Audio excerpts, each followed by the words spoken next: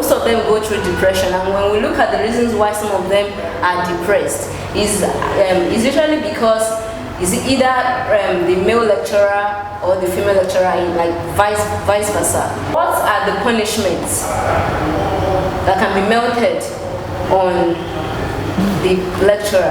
Violence happens everywhere, both in private and in public places. At home, in the marketplace, in schools, in government facilities, even in police stations, everywhere. Violence happens everywhere.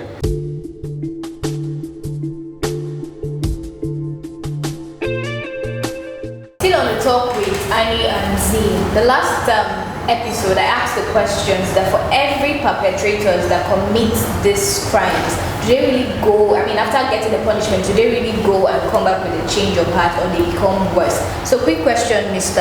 Deroba, what do you think can really change these persons that commit this crime? Well, like I said earlier, violence is as old as the human society, and violence will always be with us till the end of time. But the responsibility of each society, particularly the government, is to devise means of reducing the occurrence of violence to the barest minimum. Under the Violence Against Persons Prohibition Act and the Violence Against Women Law, there is a provision for the opening of a register of sexual offenders, which will be available to the public for inspection. The essence of the opening of the register of sexual offenders is for the purpose of naming and shaming the perpetrators of sexual violence in the society.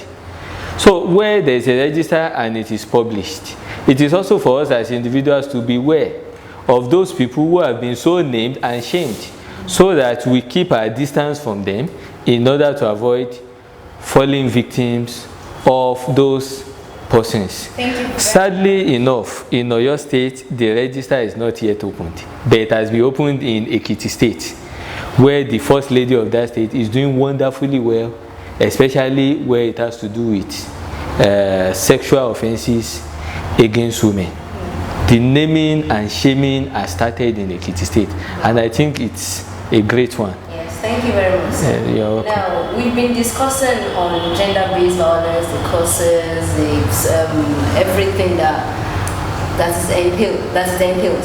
Now, I think everything we've been discussing now trickles down to how can we find solutions. Now, let's say a situation where an abused person goes to the law enforcement agent, or probably the first thing that comes to his or her mind is, okay, let me go to the hospital to get treatment and all that. And now we have some situations where even when they go to the medical practitioners, they shame them, and even the law enforcement agents will shame them. So what do you think is the solution to curb this? Thank you very much. Well, I think the basic thing is that we need to sensitize and reorientate the medical practitioners and the law enforcement agents to, first of all, show empathy to victims of violence.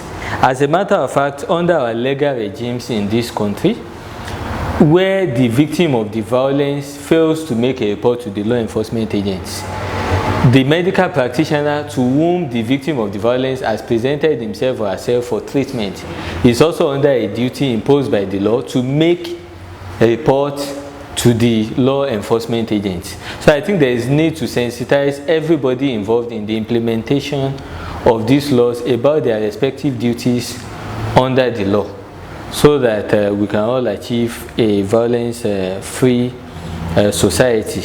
Then on the issue of, I want to quickly go back on the issue of the provisions of that law, the remedies provided under the law.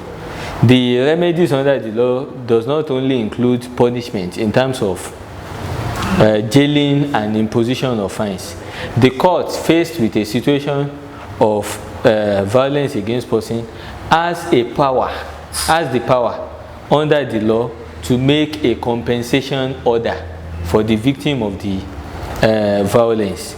Because in times past, our penal laws have been geared towards retribution and deterrence alone, without any actual remedy for the victim.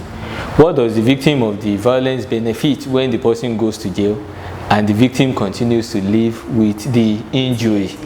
So it is very important for our courts to take note of the provision of the law, empowering them to make compensation orders for the victim and rehabilitation of the victims too, because many of them suffer psychological depression and trauma on account of the violence visited against them, so they need to be rehabilitated.